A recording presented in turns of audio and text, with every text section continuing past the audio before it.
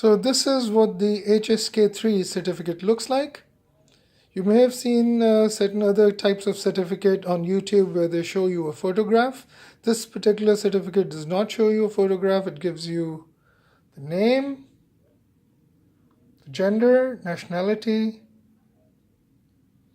the year, month, and the date in that order, because that's the Chinese way of putting the date, the registration number.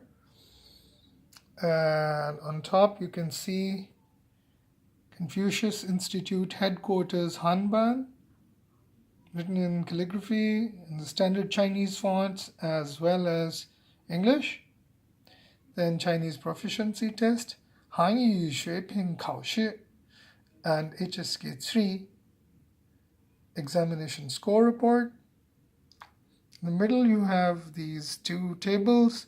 One gives the individual scores for listening, reading, and writing, and the total score at the bottom.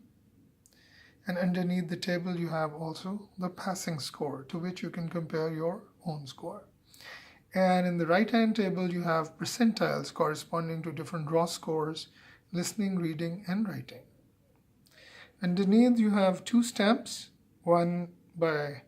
both of them are by Hanban. One is in Chinese and the other one is in English. Confucius Institute Headquarters, Hanban. And the location of the institute was Beijing, China, written in both Chinese and English. So that, in short, is the HSK3 certificate.